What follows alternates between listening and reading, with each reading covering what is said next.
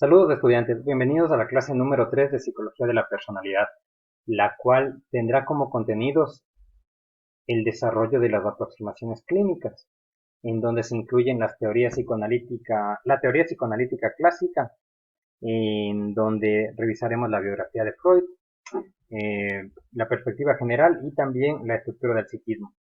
Esto entonces les va a servir para que ustedes puedan resolver la problemática de qué es el inconsciente individual. Bueno,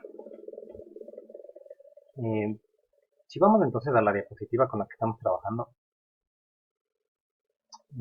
estaríamos acá, aproximaciones clínicas. Entonces, en contexto, miren, comenzamos a indagar las teorías que sirven para explicar el comportamiento de la gente. Entonces, este conjunto de teorías se van a agrupar en tres categorías. Entonces, las clínicas son aquellas teorías que han sido planteadas por autores que utilizaron el método clínico. Es decir, que ellos con sus pacientes identificaban un grupo de patrones y entonces construyeron teorías a partir de sus pacientes. Posteriormente vamos a ver en cambio las otras aproximaciones que se llaman experimentales y correlacionales, que utilizaron otro método. Entonces, dentro de estos grupos clínicos están las teorías psicodinámicas y las humanistas existenciales. Entonces, dentro de estas psicodinámicas, que también comúnmente son conocidas como psicoanalíticas, se comienza con el modelo clásico, el planteado por Freud. Bueno, entonces, antes de seguir, miren, es importante que de acá en adelante a todas las teorías les analicemos según los siguientes criterios. Entonces, el criterio 1, fíjense, va a ser los dinamizadores, es decir, que vamos a identificar si esta teoría nos da luces o nos explica cuáles son los dinamizadores de la conducta. Recordando que dinamizador no es más que una causa. Entonces, en esta teoría vamos a identificar o no si es que el autor nos da luces acerca de la causa del comportamiento. También debemos analizar con el segundo criterio, que consiste en desarrollo de la personalidad. Es decir, van a existir algunas teorías que nos van a dar luces de cómo es que se desarrolla el psiquismo. Y en cambio van a haber otras que van a tener esto de forma ausente. Por otro lado, el tercer criterio es sobre la patología. Es decir, algunas teorías entonces van a hablarnos de cuáles son las enfermedades que puede tener la personalidad. Tercero, el cuarto, déjenme recordar. Estructura de la personalidad. Se refiere a que hay algunas teorías que nos van a decir cómo está conformada la personalidad. Y en cambio, el quinto corresponde a clasificación de la personalidad. Entonces van a haber algunas teorías que nos dan aportes en las 5 áreas y otras en menos. Entonces, al finalizar cada teoría, vamos a hacer una evaluación, o sea, una reflexión más bien sería, de a cuál de estas 5 categorías contribuye la teoría revisada. Entonces, a nivel de la teoría clásica, vamos a tener los siguientes aportes, la cual nos va a dar luces entonces sobre la estructura, sobre los dinamizadores, las etapas del desarrollo. Y miren, acá también falta poner sobre la taxonomía, o sea, la clasificación, porque eso también nos da luces por acá. Por ende, para comprender todas las teorías psicoanalíticas, les doy una sugerencia. Miren, acá vamos a trabajar con un cuerpo de conocimientos que es muy probable que choquen con ciertas vivencias que hemos tenido. Entonces, por eso es que, miren, es muy importante que en todas esas teorías del inconsciente, por favor, sáquense la lógica. Es decir, la lógica, ese pensamiento lineal o ese pensamiento común, como le quieran llamar. Para comprender el psicoanálisis no nos ayuda tanto. Es decir, que la lógica actúa como una especie de barrera para comprender esto. Por ende, entonces, quiere decir que para comprender esto, tienen que venir con una apertura mental bastante grande. Así como conversamos una vez que nos planteaba Sagan, que uno tiene que tener una actitud de no menospreciar nada, sino ser abierto a diferentes tipos de explicaciones. Entonces, solamente si tienen la cabeza muy abierta, van a poder comprender mejor estas herramientas, porque en cambio, si vienen con una actitud muy escéptica, el problema es que les va a costar más. Una guía les puedo dar también es que ustedes pueden darse cuenta que las teorías psicoanalíticas, entre comillas, como que tienen sentido o como que te comienzan a calzar, porque uno ya ve que le comienza a incomodar lo que va oyendo. Es decir, que ustedes a medida que vayan aprendiendo ciertas cosas, van a sentir cierto tipo de rechazo o inclusive síntomas físicos. Entonces, cuando su cuerpo, su mente reaccionen así, dense cuenta que quiere decir que están comenzando a aprender más elementos. Bueno, entonces, comencemos.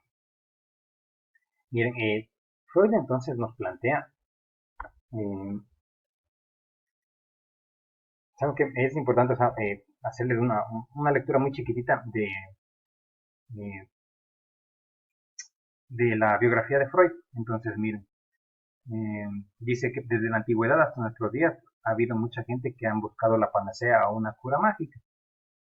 Entonces, una vez un médico joven y ambicioso llegó a creer que había encontrado la sustancia referida. Porque miren, él encontraba que tenía efectos terapéuticos en la depresión grave que él sufría y que le daba más energía, que aumentaba su concentración y también otros aspectos. También que inclusive evitaba que él tenga hambre. Entonces, este médico joven, al emocionarse con ese resultado, eh, decidió volver a su tierra natal a visitar a su pareja. Entonces, el tema es que cuando él vuelve a visitar a su pareja, su colega de esa investigación saca y publica ese resultado de ese medicamento y él se queda con el mérito. Entonces, miren, lo que es curioso es que cuando se publica esto de esta panacea que él encontró, inicialmente era utilizada tal cual como un medicamento, o sea, que la gente consumía y se daba cuenta que aumentaba su energía, su concentración, su tristeza se desvanecía y su productividad aumentaba en general. Y pasaron varias décadas para que se dieran cuenta que la cocaína, es decir, ese es el fármaco que encontraron, tiene efectos perjudiciales. Entonces, ese médico joven que les digo que colaboró en esa investigación fue Freud. Entonces, dense cuenta cómo actúa la vida a veces de una forma bastante extraña, porque si no hubiera sido porque iba a visitarle a su pareja en su momento, entonces capaz que a la luz de la historia él hubiera quedado como el sujeto que creó la cocaína. Y en cambio no fue así.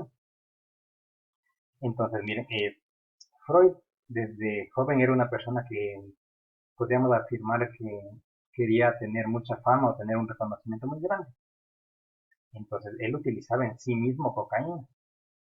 Entonces, por eso es que se supone que el consumo de cocaína hacía entonces que su lógica baje y por ende entonces él pudo descubrir algo que revolucionó en su momento la ciencia, es decir, el inconsciente. Porque este grupo de conocimientos nos vamos a dar cuenta que salen de la lógica, o sea, es muy difícil darse cuenta en uno mismo, pero sí en los demás. Entonces, la mente tiene tres partes: el inconsciente, el preconsciente y la conciencia. Entonces podríamos utilizar, miren, un gráfico mental que correspondería a una especie de un iceberg, sí, el clásico iceberg básico. Entonces lo que está expuesto va a ser la conciencia, el límite del agua va a ser entonces el preconsciente y lo que no podemos ver desde un barco por afuera sería el inconsciente. Entonces comencemos con este último. Miren, este corresponde a la totalidad de contenidos que no son accesibles a nuestra conciencia. Es decir, que lo que tenemos por debajo del agua son informaciones que quien las posee no las conoce, porque corresponden a un conjunto de emociones que han sido tan dolorosas para el paciente que la mente lo que hace es que le borra entre comillas de su memoria y le almacena en un baúl a donde no tiene acceso. Sin embargo, esta teoría nos dice que cada conducta humana sirve como una especie de canalizador para sacar la atención del conflicto. En términos figurativos diríamos que la mente funciona algo así como que estuviéramos en una piscina y nos lanzan un conjunto de pelotas de básquetbol. Y el asunto es que, o sea, no pueden estar las pelotas de básquetbol flotando en el agua porque sería muy feo, o sería muy chocante, o colapsaría la piscina. Entonces quiere decir que hay una especie como de fuerza que es la mente, que agarra cada una de las pelotas y le lleva abajo hasta que toquen la base de la piscina. Pero el tema es que nos dice que ese hecho de reprimir los conflictos es pesado porque ven que llega un rato en donde te vas a cansar. Por ende, entonces la mente cada tanto le hace pequeños huequitos a las pelotas para que salgan ciertas burbujas, con la finalidad de que disminuya la presión que ejerce la pelota para salir. Entonces, esas burbujas que salen, dense cuenta que no son pelotas. Por ende, si lo vemos de forma superficial, o sea, simplemente en la piscina veríamos que hay burbujas, pero no veríamos pelotas. Entonces, quiere decir que el psicólogo tiene la característica para que nosotros podamos identificar que esas burbujas corresponden a que hay un conflicto. Por ende, nuestro trabajo no es más que identificar en qué parte de la piscina salen las burbujas con mayor intensidad y traducir con nuestras teorías en qué tipo de conflicto será el que tiene el sujeto.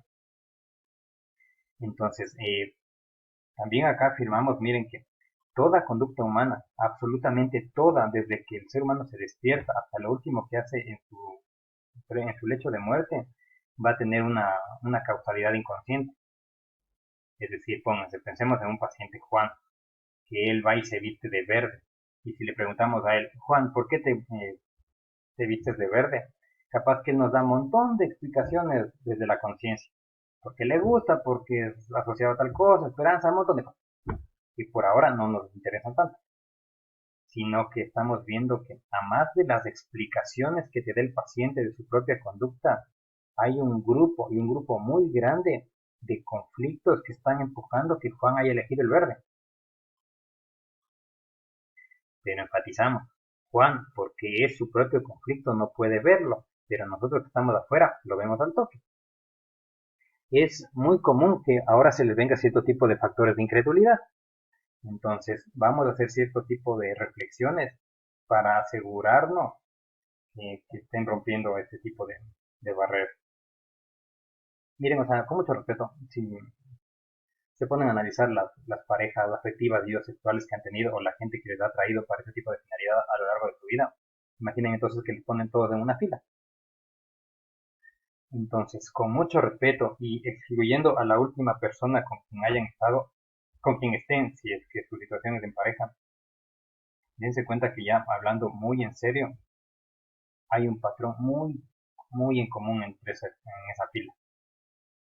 O sea que aunque no crean, los patrones de selección de pareja son muy estables. Por ejemplo, alguien podría decir, pero no es cierto, porque dense cuenta que al uno le gustaba el rock y a este le gusta la música clásica, y al siguiente, en cambio, le gusta el reggaetón.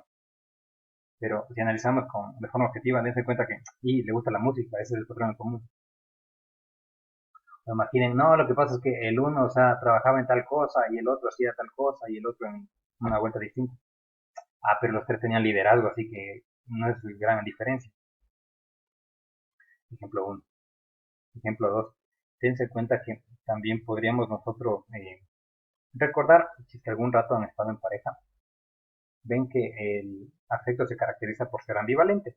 Es decir, que si a nivel consciente tenemos mucho amor, a nivel inconsciente seguramente tenemos un conjunto de emociones opuestas igualmente intensas, como odio, rencor, demás aspectos. Entonces, si ustedes piensan en algún momento en donde han estado con una pareja que han querido mucho, imaginen que llega tal día, o recuerden cuando pasó esto, llegó tal día y les contó que le pasó algo malo, pero algo chiquitito, no algo grave, sino algo como que, se le pinchó la rueda del coche o algo así, o sea, algo no grave. Entonces, si ustedes recuerdan ese momento, es muy probable que si es que se miran muy adentro, puede que sean capaces que hay una vocecita por dentro que se ríe, tipo, jajaja, bien que te pasó. Esto sería una muestra de que tenemos entonces contenidos inconscientes que